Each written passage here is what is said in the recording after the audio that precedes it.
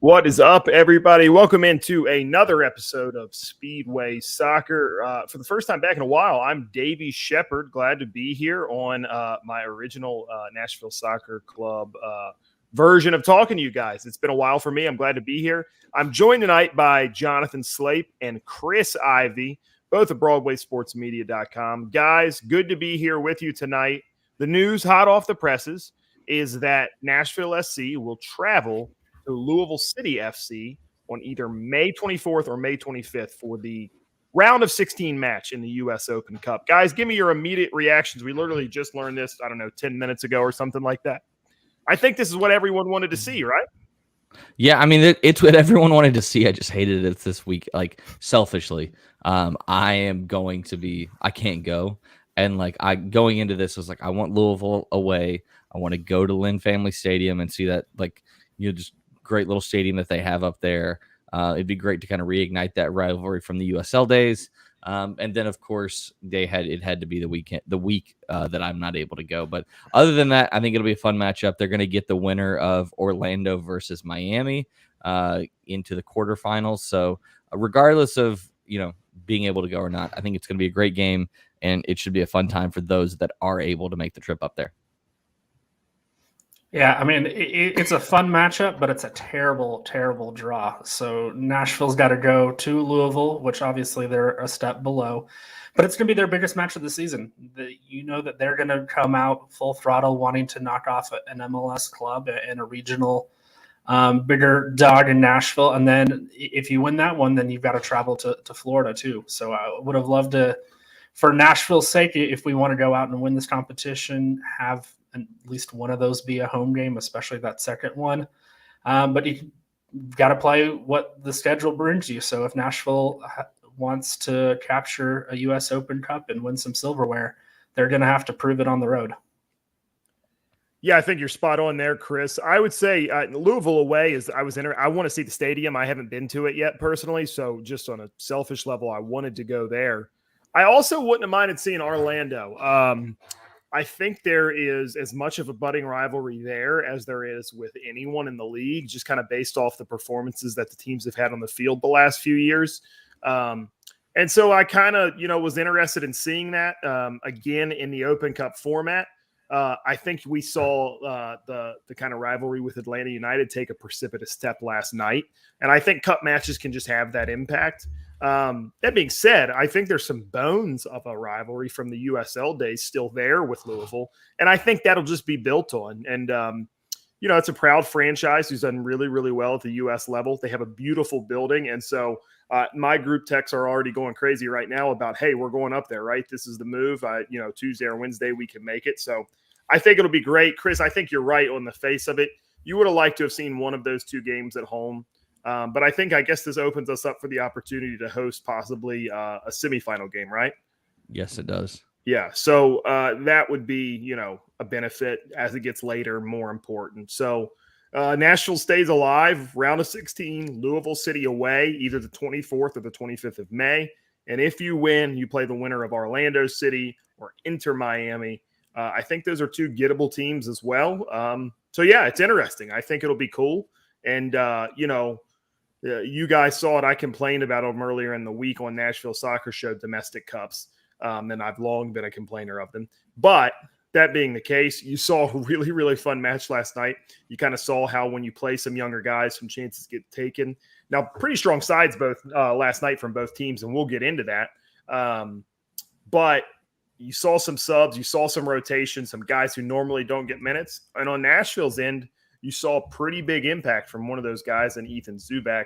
Let's get into the game. Chris, what did you think? I know on Twitter you put out what you saw as a pretty rotated lineup. What did you think when you saw a relatively close to first choice 11? Yeah, it was a statement of intent from Gary Smith that he wanted to go for this competition. Some MLS clubs will heavily rotate and kind of let it take a back burner to the MLS regular season. But Gary Smith went for it. It's certainly a prize that Nashville could capture. You just need 5 wins to do it. So it was good to see for those of us who enjoy the U.S. Open Cup and have a fun time watching it. It's always great to see MLS sides take it seriously and make a real go for it. Slape, any thoughts? I mean, I thought it was an entertaining match. I think that, going into that, seeing that from Gary Smith, I thought it was a pretty strong lineup. And, Davey, you and I were even talking before we saw the lineup. We had no idea which way Gary was going to go on this, if he was going to, play all of the reserves, or if he was going to go for a pretty strong lineup. So, I mean, I think we know that now that, we're going to try to go get they may try to go get some silverware this week, with getting a USL team in the round of 16. You got to like your chances to at least make a quarterfinal run and potentially an even deeper run from there.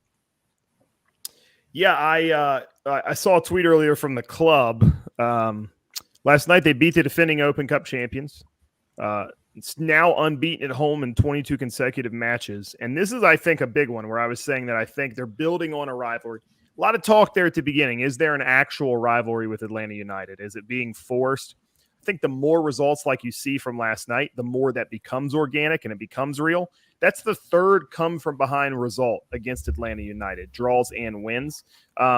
That's how you get under team skin. That's how you become a fan base that the other fan base hates and a team that the other team hates to play against.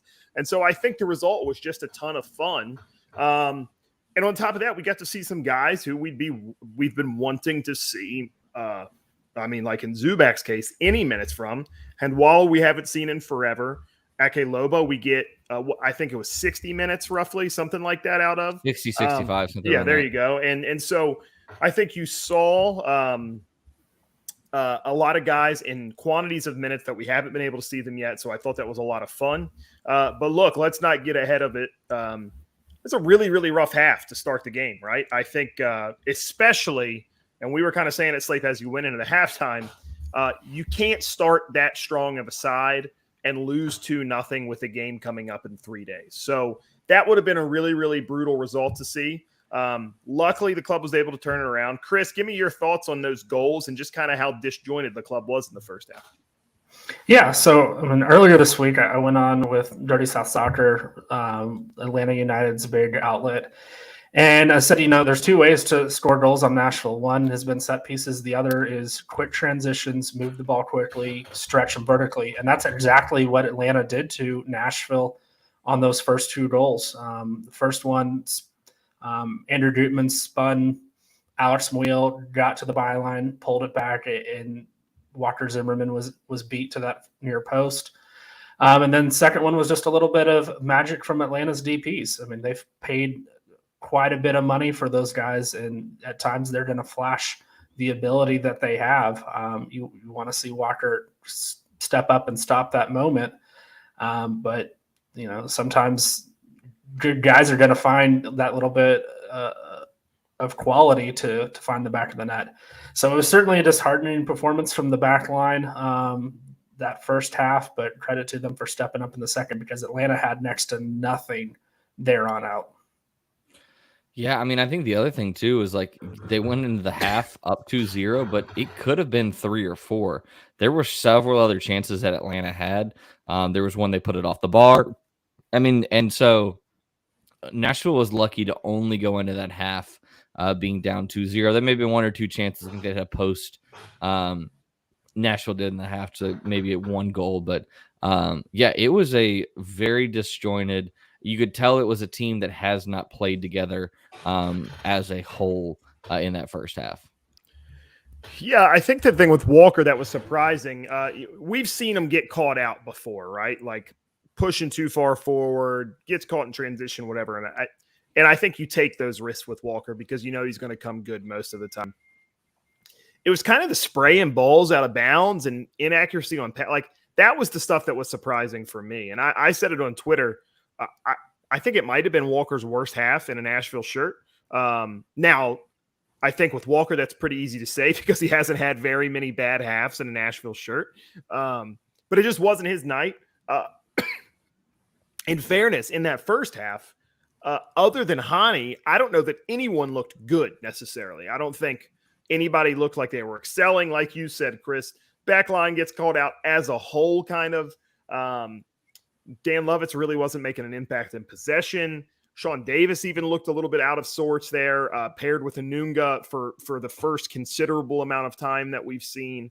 And so you're kind of going in 2 down and a half and you think, well, okay, they started, but come out, make a few subs, and let's see, what maybe some of these younger guys can do. Gary's credit, he leaves the team as is. I thought we maybe would have saw Zubac and some of those changes to start it. Leaves the team as is, and I think they come out and they looked just immediately better. I don't know what the halftime talk looked like, but just a much more professional team in the second half. And Ake Loba is able to make a difference with his speed down the right-hand side, makes a good run, gets into space, earns a penalty. I think he maybe took one too many touches. I was hoping he would have shot before that. Ends up winning a penalty because of that.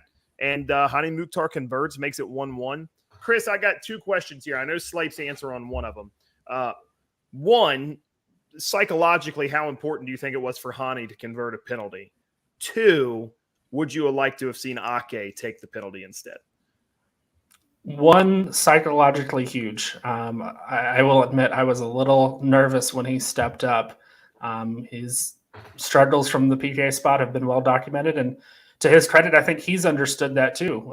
Talking to Gary and saying, "Hey, somebody else needs to take these." So it was good to see him step up. He looked confident in taking the ball from the start, and good to see him bury it. On the second one, yeah, I wish Ake got the chance. And I'm also just kind of a believer too that unless you have no business taking a penalty, if you're the one to earn it, you get to take it.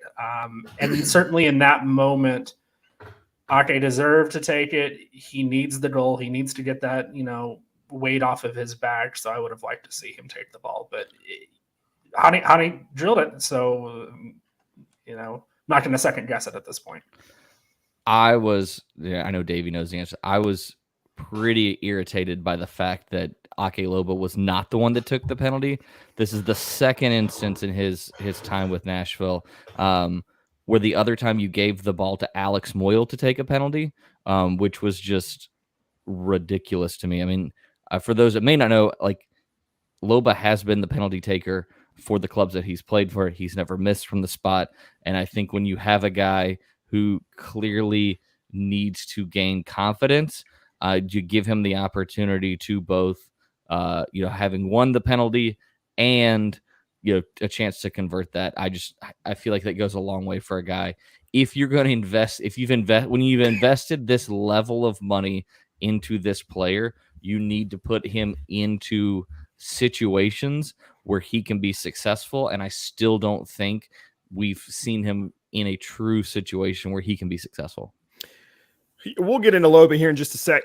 I agree with Slape completely. I was a little annoyed. I thought he won it. I thought it was just kind of that little turning point kind of moment. That being said, I'm with Chris 100%. I think if there is a consolation in that, it's the fact that Hani Mukhtar, who is by far the team's best player, I think we know Walker's importance to the team. And I don't mean this in a bad way. And I think it might sound in a bad way, so don't take it this way as out there. I think Walker sets the floor for the team really, really, really high. Having a player of that caliber in the back line means you can only get to X amount of level of bad, I think. And that's good. You need that when you're starting a club. What I think Hani does is just moves the ceiling way higher. And so in that way, I think he's actually the most important player. But if there's been a glaring weakness with Hani over the last year, it's been his ability to convert from the penalty spot. And so while I would have liked to seen Loba kind of get his account rolling for the season, I'm glad that Hani did it. You said you were nervous when he took the ball, Chris. He took that like kind of Jorginho-ish like lunge, and I was like, oh my God. Tell me he pushes this wide or something. Very cool conversion. And it gets him right back in the game. I don't want to lose this part, though. I think it was a really, really good run from Loba, and that kind of burst of speed is what I think he brings to the team that no one else brings to the team. Saw a lot of praise for Ethan Zubac. We're going to get there in a second because I think he was really, really good, and I've been yelling for him on Nashville Soccer Show every week pretty much. Let's talk about Loba's collective 65 minutes, Chris. What do you think? I think he's been pretty good, not just this time, but last time out as well. I think he's starting to look a little bit more comfortable. I still think there's moments where it looks like he's just trying to do everything at once. And I think if you're trying to do everything at once, you're not going to be able to do anything at all. And that's what I think happens. I see a guy wearing like a weight. And I don't know what to do. I mean, I don't know, I think part of me agrees with Slape in that I don't know that he's being put in the most fair situations week in, week out. 8 minutes here and there with other guys who are subs, minimal time with Hani. But then you see him play 45 minutes in the first half the other day where he kind of fails to make an impact.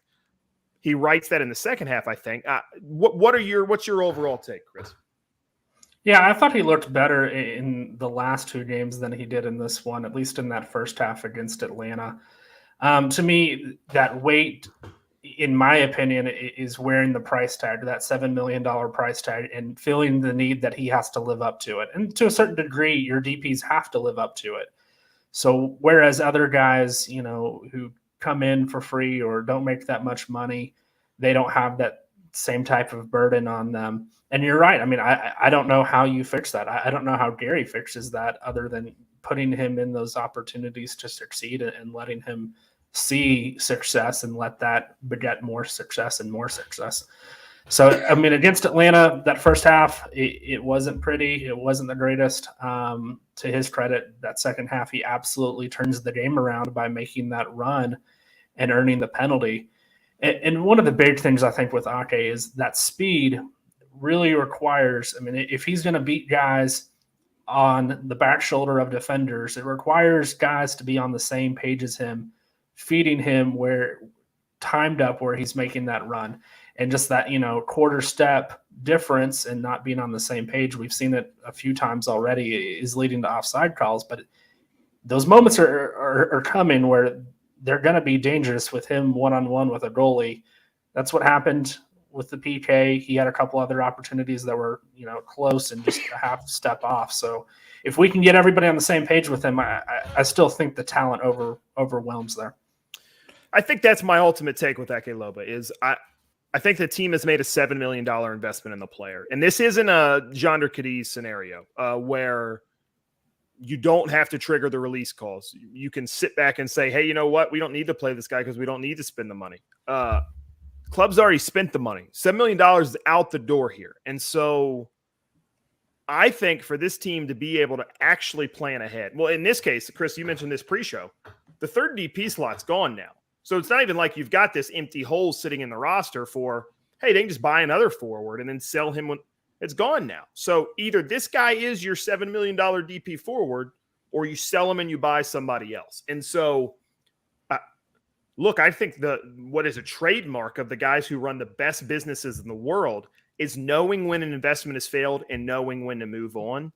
I don't think we've seen enough to know that yet. And I think you just have to see it. You have to see minutes. You have to see him with the best guys on the field. You have to see him in attacking scenarios.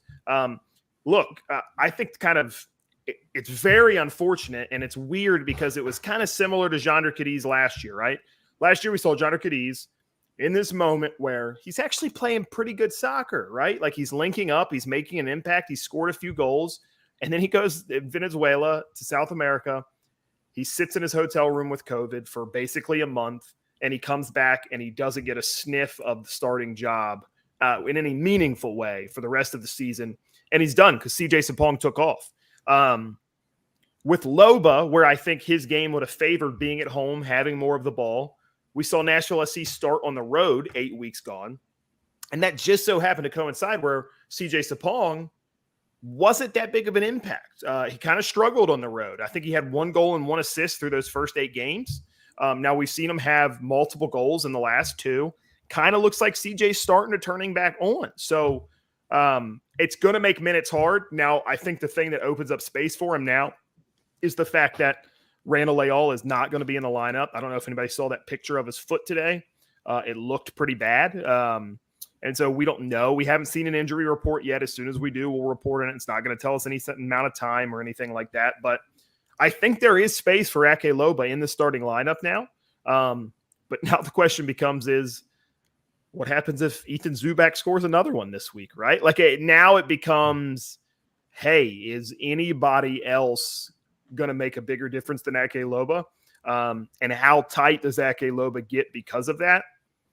I don't know. I think you've just got to know what the price is, like what the investment is and where it's at, because if you can't do that, I mean, you can't plan for the future. And that's what the team had. It's not just about the rest of the season. It's not just about chasing a supporter shield. It's about 2, 3, 4 years down the line, who is the starting forward.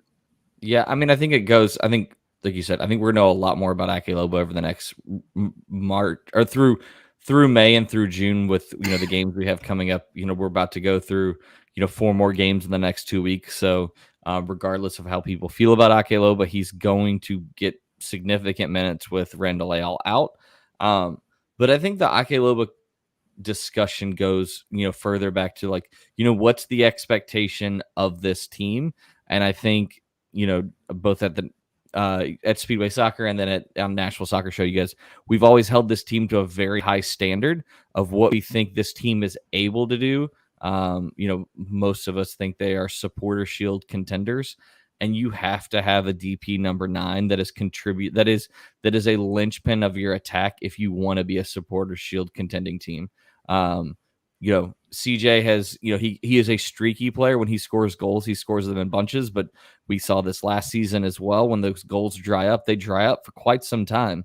And, Hani, he needs another, he is a player that can score, but also, needs people making those runs. And when, center forward isn't producing, it also hurts him as well. So, I mean, I think it just goes in further. We have to know if this guy is the right person, and we have to, and if not, I'm not saying we need to cut ties with Ake Lobo, but you have to have your DP number 9 contributing.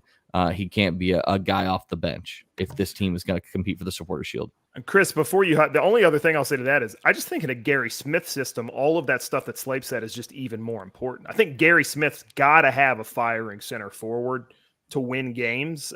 We know that. I don't mean that as a criticism. And I think CJ Sapong is going to win you, I don't know, 7 or 8 of those games over the course of the season with the quality that he brings. And then he's going to be streaky and not sometimes. And that's just who he is at this stage. There's nothing wrong with that at all. I think if you've got a DP forward and you've got a guy of CJ Sapong caliber being right off I think this team is right in the thick of it for supporter shield. I think it's really, really hard to do that without a DP forward personally. I don't know. Yeah. And honestly, I think you need 2 guys who can do it. It's certainly your DP slots need to produce, but I mean, if you think about it in terms of MLS, there's not that many teams that have had great success relying on one guy because as a nature, strikers are streaky. You've got to find ways to score goals in more than one fashion.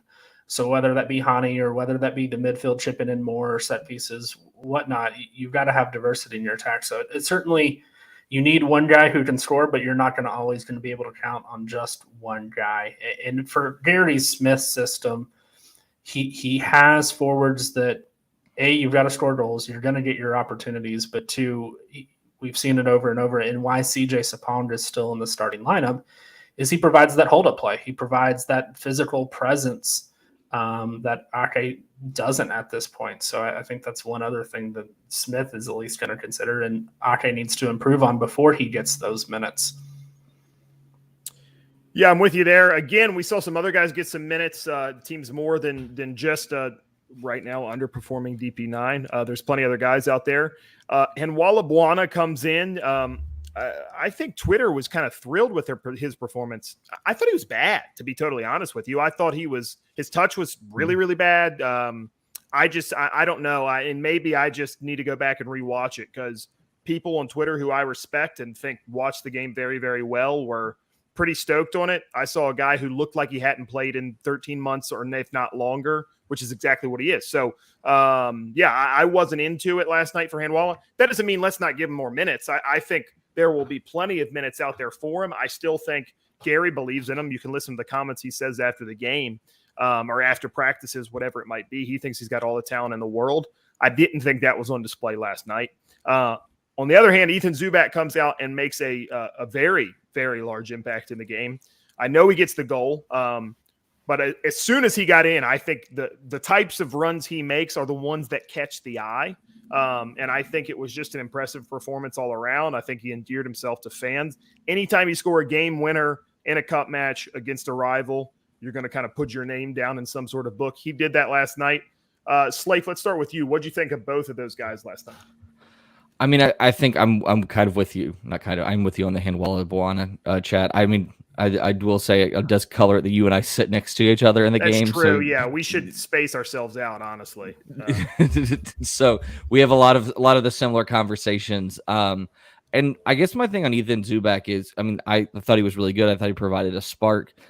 My big thing is, if we're going to have the same conversation about Ake Loba and him coming in and talking about game state when he's getting a few minutes here or there, and you maybe are just, trying to, get to the end of the game, trying to kill some time out. I mean, it does help Ethan Zubak that he's brought on in an instance where Nashville has to score.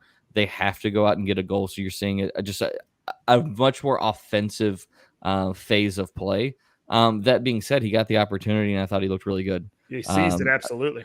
I mean, and that the goal that he took, that shot is a very, very, like, not only does he round the keeper, he keeps the composure, and then just the angle that he put that away with was honestly, really I thought he had a impressive. penalty shout there. I mean, he wasn't going to get it last night. He wasn't going to get it last night, which we can touch on the referees in a minute if you would like to. But like the referee, like the keeper grabs all foot to throw him off of a shot. It was ridiculous. Yeah, I mean, if he doesn't score that, it had to have been a penalty. Yeah, agreed completely. Chris, what'd you think, man? Yeah, Bonwana, I think you can have kind of, and this is where I fall, a kind of a midway position on it. I agree with, like, his last touch was not great last night, but he was popping up in really good positions. Yeah, that's fair. And I think that's why we think that he had a really bad performance, is because we saw those opportunities and he didn't seize them like Zubak did. But I think when Gary Smith goes back and watches this, and when Steve Guppy goes back and watches this, they're going to say, okay, well, you got in those good positions where we want you to be dangerous. Just next time we got to, finish those chances. Zubak was excellent. And I agree with Slape. I mean, game state certainly matters in the situation that he came in, but gosh, kudos of credit to him on that goal. I mean, I think a lot of people would have, after rounding that keeper, bottled that chance and tried to shoot too quickly and not waited for that window to open up. And that was a massive goal for Zubak and the club. Absolutely. Just a huge performance, huge goal for him. And I think a guy who's kind of been desperate for minutes, hasn't really seen the field in any meaningful way. Comes on, makes an impact right away. That's what you want to see. You want to see these guys fighting for minutes in the lineup, healthy competition. Gary talks about that a lot. So yeah, I know Honest John has commented Zubak up next. Yeah, I think the guy, especially with Randall all hurt, I don't expect to see him in the starting lineup this week. I think he's maybe the first guy off the bench if the game is level or if you need a goal. I think he's right there in it. I think he's clearly above like a Teal Bunbury when he gets back. I just, there's not that many guys going forward anymore when you've got a few injuries. And so I think that's got to be the case. I believe it's Moy, M-O-I-I. Moy Cortez he's been in the chat pretty thoroughly tonight. He says, I'm going to quibble with him here. Loba's expected to make an impact, and he's just not delivered. I think Ake Loba turned the game on his head last night. I think he earns the penalty through outright effort, outright speed, earns a pin. Hani takes it and scores, sure, but I think if that goal doesn't happen then and you see this game slog into 65, 70, 75 minutes without one goal, there's no way they make up two that late in the game. I think Ake Loba single-handedly puts Nashville SC back in the game last night. So I'm not saying the guy is unwarranted of criticism, that you don't need to take shots at him. I think if you are a Nashville SC fan and you want this team to be as good as it can be, you've got to want Ake Loba to succeed, is all I'm saying. And I don't see that on Twitter. I don't see that on social media. I think Jonder Cadiz got a lot of the same treatment last year, too. I think if you want this team to be to shoot through their ceiling, you need Ake Loba scoring double-digit goals. You need him playing well. Look, he's got to take that responsibility on himself. He's got to go out there and score the goals. I don't care personally who does it. Ethan Zubak wants to go out there and score goals. I think that's great. Whatever. I think all that's awesome. CJ, I like all of it. I want to see all of those people score. But if this team's going to get all the way where in the conversation for Supporter Shield, like a lot of us think they should be, I would be stunned if it's on the back of Ethan Zubak. It's got to be on the back of a DP forward. And if not, then something pretty wild's going on because that type of stuff doesn't happen all the time in leagues around the world. But let's also be honest, Davey. You like to be right. You I say do. You don't, Yeah. You don't care. But like I fell on my sword on Jonder Cadiz as well. I liked Jonder Cadiz's game, and it didn't work out. And so I'm fine when it doesn't work out. That's no big deal. But like I think Nashville Soccer Club is a good team. I think they should be competing for trophies. And when one of your offensive DPs is making a huge impact, it severely limits your ability to kind of do what, because you've just constrained your finances in a certain way. And so I think if the team is going to constrain those finances, I at least want to see the opportunity for return be given. Chris, I know you got something. Yeah, so I mean, as much as we want to see Loba get off and perform up to his level, price tag doesn't necessarily equal performance. You'll take performance wherever you find it. I mean, just go up and look at Cincinnati this year. We're all talking about Brandon Vasquez, for the U.S. national team, and he's keeping a DP forward in Brenner, who Cincinnati spent a lot of money on. He's keeping him on the bench and scoring goals. So I'm not saying Ethan Zubak is the next Brandon Vasquez or anything, right. But you'll take the performance wherever you get it. If that's Zubak, great. If it's Lobo, awesome. But wherever it comes from, I'll take it. I think that's spot on. That's Nashville legend Brandon Vasquez. Nashville legend Brandon Vasquez. Oh, man, what could have been? There's a few of those, right? But at the same time, what are you going to do, man? I mean, Daryl Dike was the other one, right? Could they have taken do those players become – who knows, right? You kind of just got to be happy for the guys wherever they are. We've had this convo. Okay, guys, let's get off the Open Cup. Nashville SC goes out and secures a victory against Real Salt Lake. Get the first home win at Geodis Park. Now 2-1-0 at the home stadium. I don't know if you guys saw that retweet I had last night. The guy said, how fuming are Nashville fans going to be that Atlanta gets the first away victory in Geodis Park? And my man just pulled the trigger on that one a little too early. He was feeling very comfortable up 2-0. So I had to give him a quick which he liked. So much like being up 28-3. Yep. Atlanta knows all about it. I should have invited Stephen Godfrey last night. He would have enjoyed that little collapse from an Atlanta team. Real Salt Lake, good team.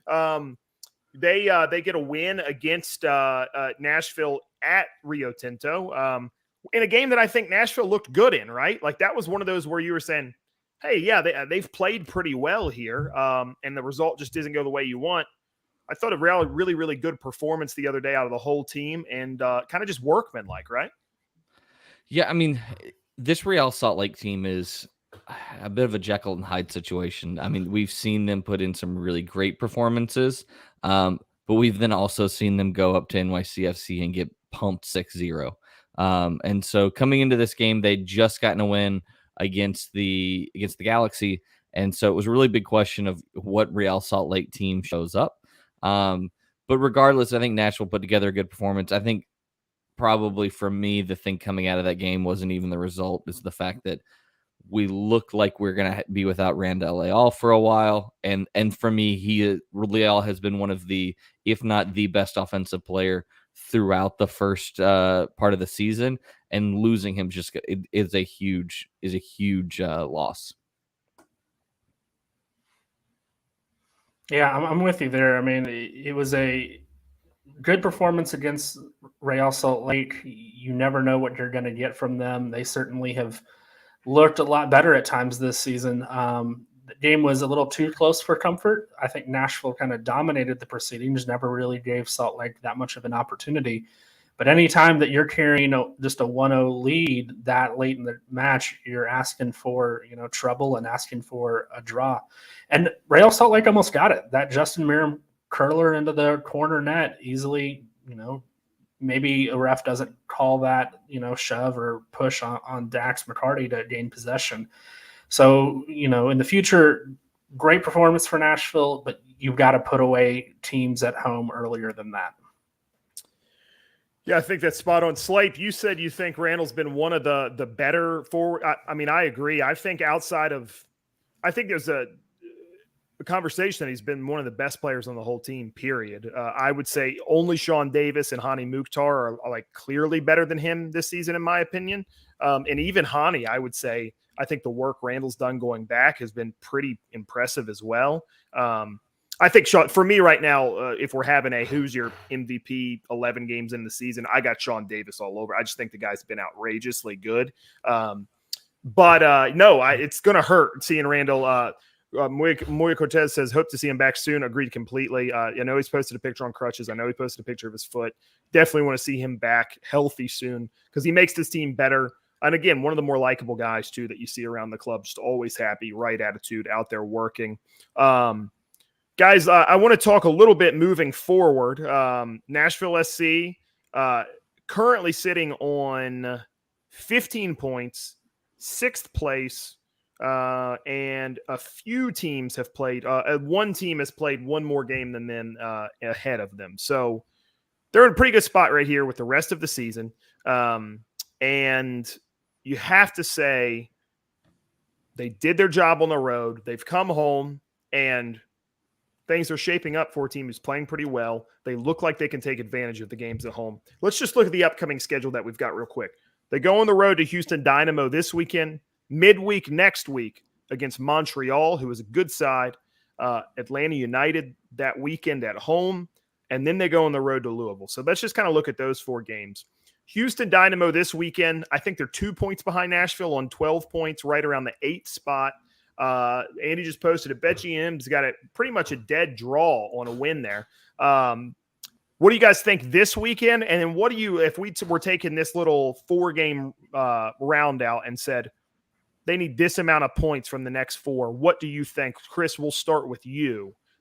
Houston, Montreal, Atlanta, and then we'll leave Louisville because obviously that's a cup match. We'll talk about that at the end. Yeah, so I would go 5 points minimum. So that goes at least one of those home games with Atlanta and Montreal need to be a win. It would not surprise me if one of those ends up being a draw. You're going to have some pretty heavy lineup rotation over the next week or so. More so Montreal than Atlanta, though Atlanta obviously had a great first half against Nashville last night. But Montreal's firing on all cylinders. Once they got past CCL play and the heavy lineup rotation that they had to in order to focus on that competition, they've been playing lights out and one of the better teams in MLS the last couple of weeks. So that's going to be a difficult one. This weekend against Houston, Houston's not as bad as they were last year. It's going to be a tough game on the road coming off of a midweek game. I think you'll see Sean Davis probably gets a rest in this game, and you have a new back out there, and this may be a classic, Gary plays for the draw situation. And then one other thing you got to think of, I haven't checked the weather report, but it's Houston. It's hot. It's humid. It's going to take a toll on guys' legs, especially after having to go 30 extra minutes last night. So with the congested schedule, Gary's going to need to really take a look at, giving some guys some rest, especially the ones who've logged a lot of minutes recently.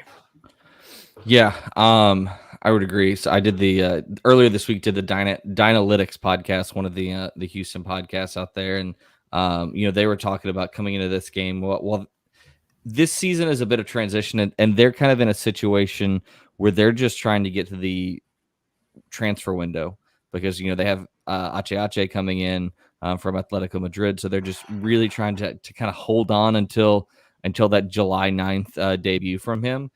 But I think it's going to be interesting because this Houston team is going to sit back and cede possession. That's what they've done a lot, under Nagamura, and it's going to be just kind of fascinating to see. We usually see Nashville, go with a similar type of strategy on the road where they'll cede possession and look to catch teams out in transition. And so if you have two teams that are going to be set up to cede possession, like what does that look like for this team? I definitely think it's a situation where it's going to be a fairly ugly, like 1-1 draw coming into this. But then when we look at the whole, as far as, this 3 games, I think 7 is the number that I would like to see, 2 wins at home, draw on the road. That being said, that Montreal game is going to be very tough. Georgi Mihailovic has been absolutely phenomenal, even throughout the part when Montreal was struggling through the CCL phase. Mihailovic has still been performing week in and week out. And then, of course, there's the added aspect of the Alistair Johnson revenge game. He's going to be looking to he's going to come into this match with a point to prove. And so I definitely see that. And then this Atlanta team, I mean, they're injured. We saw last night they went with a very strong lineup, and they just don't have a ton off the bench. So it'll be interesting to see how Atlanta holds up. They're going to play 3 games, 2 more games before we play them as well. And so how do they hold up throughout the stretch? Yeah, I think you're spot on it. You're talking about Montreal. Nashville fans should remember that was one of the harder teams against Nashville last year. They just played really, really well against them. And so I wouldn't expect anything different this week coming up. Houston on the road, you're right. And I always get annoyed. I do this all the time, but people always say, a point on the road and all that. And my argument is always not all points on the road are equal, right? Like there's some are better than others and some are worse than others. And so I think this one's a really, really good one. When you look at how congested the schedule is, pretty good team. I think you got to be happy with a point on the road. Sleep, I think you're right. I think this could be a very ugly, very boring game. But, hey, you take that. Doesn't matter. We got a comment saying 7 points. I'd love to see 7. I agree with Chris. I think 5 is the minimum. I think 7's really, really good. And, anything more than 5, I think you're super happy with moving forward. I think Houston's in the same position as Atlanta. I looked at the schedules just a minute ago. They are on the exact same amount of fixtures over the next 2 weeks as Nashville is. Atlanta and Charlotte both play 1 game less. Sorry, Atlanta and Montreal both play 1 game less. So I think you're right. It's just going to be tough. I think Atlanta's in a tough spot. I think you'd like to see a win there. If you can grab draws in the other 2, that's fine. That being said, the Nashville side at home has not looked like a side that's wanted draws at home. And so we'll see how it goes. I think they're going to go for the win in both of those games. They have every game that they've been at home. And, hey, with a little more finishing, they would probably have won all 3 so far. So remains to be seen. But that's it for MLS talk for the night. We'll close out with just a few things here. Slape, big one between me and you this weekend, Liverpool and Chelsea in the FA Cup final. I said the other day on the show, I mean, Chelsea, I think, will this weekend lose their 4th FA Cup final in 5 years, which would just kill me if I really cared about these things, but I don't. So what are your thoughts on it, man? Fabinho being out is a miss. That hurts you guys a lot. I think it's going to be a good game there. These fixtures all season have been good games, tight games. I think it'll be a pretty good one. Yeah, I mean, we've seen all season long, this will be the 4th time this Chelsea and Liverpool have played against each other, the 2nd cup final this season. And I think it's going to be a very entertaining game. Normally, I'm not one to really care too much about the League Cup, the FA Cup. The FA Cup is the only trophy that Jurgen Klopp has not won at Liverpool. So I think there's the added, there is some added motivation. And I think it goes into the winning begets winning. You've won 1 cup final. You have 2 more on the horizon. Yep. So I think this team, and you're in a bit of a slump right now too. So I think I wouldn't say necessarily a slump. It was a tough. There was a tough game against Villarreal. There was a very tough game against Tottenham. That Aston Villa game was just Villa is a tough side at Villa Park. And so, I mean, there's 1 draw in the midst of that. This team has definitely looked tired. And I'm not saying from like a physical standpoint, they've looked a little mentally tired. I will say I am the miss of Fabinho is a massive concern for this team. Jordan Henderson can play the 6, but he plays the 6 in a completely different way. Right. And so we're going to see that. It looks like the midfield is pretty much with that decision with Fabinho being out. It's going to be a midfield of Henderson, Thiago, and Keita. It's just going to be the question of which of the 5 forwards does he start? Which of the 3 of the 5 does he go with? Yeah, maybe slump's the wrong word. It does look like a side that is realizing the gravity of the next couple of weeks. You know what I mean? Where it's, okay, the league might be out of hand here. We've got a chance to win 2 more trophies. Let's go out and win them. Because it's a really, really good team. And, I think they're up for it. I mean, Chelsea's just kind of a mess right now. A few good performances over the last few days, but I think I said the other day, I think a few players just look checked out. Rudiger, Christensen, some of those guys who have been monsters for Chelsea in these huge games don't look like they're up for it. Mason Mount's been in incredible form lately. Just yesterday, he goes and scores to make himself the youngest ever Chelsea player to score double-digit goals and assists in a season, which I think is pretty important. I mean, I think that's a guy who's going to be there for a long time. Him and Reece James both have been good seasons. So I'll say I think Liverpool wins. I would be thrilled for Chelsea to win it just to kind of stop the bleeding in these domestic cups. Chris, I know you made a trip over to England and got to watch a couple of games, right? How was that, man? Yeah, so I guess you haven't been on here in a while. I haven't. No, it was a great experience. I got to go to Old Trafford, saw Ronaldo bag a hat trick, which is not something that everyone can, claim that they've got to see in their lifetimes. Right. Also went to a championship game, Coventry City. Spent a little time on a podcast for Coventry today talking about fans across the world, which was kind of unique, getting to hear stories of people in, Italy, Uganda, Spain, all and how they support just not one of these, top tier Premier League clubs that we always talk about, but another team a little further down the table. But excellent trip, bucket list, and so glad I got to finally go. Love it.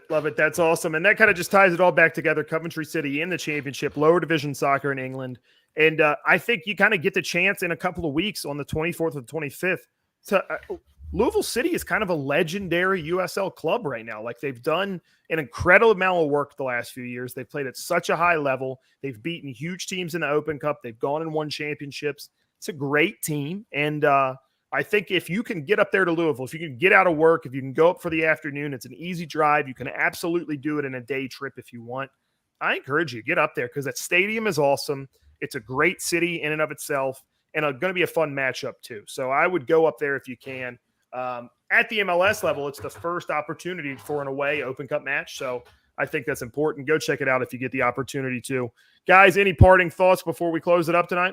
Yeah, I do have one parting thing. I was hoping we could bring producer Andy on to talk about the big North London derby this weekend. That happened today, and really get his thoughts.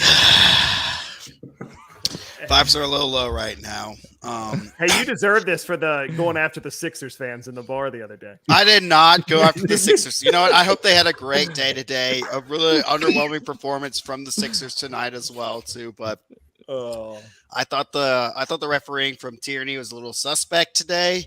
He called that one penalty on Cedric that pretty much flipped the game in Tottenham's favor.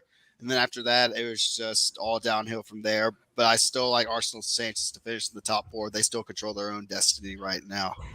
They do. So we got Spurs we've got Arsenal on 66, Spurs on 65, equal amounts of games played. Look, if you're a fan of just soccer in general, the race for the top four has been a blast. The relegation race has been a blast. Just a great season all around this year. They control their own destiny. That's all I can say. There you go. All right, guys. Well, that'll end it tonight. We got Chris Ivey, Jonathan Slape, producer Andy. I'm Davey Shepard. Thanks for listening. For everybody that was in the chat, we appreciate you guys chiming in and your nice words. And if you check the podcast out, we hope you enjoy it as well. We'll be back again next week with episodes of Nashville Soccer Show and Speedway Soccer with written media at BroadwaySportsMedia.com. Thanks.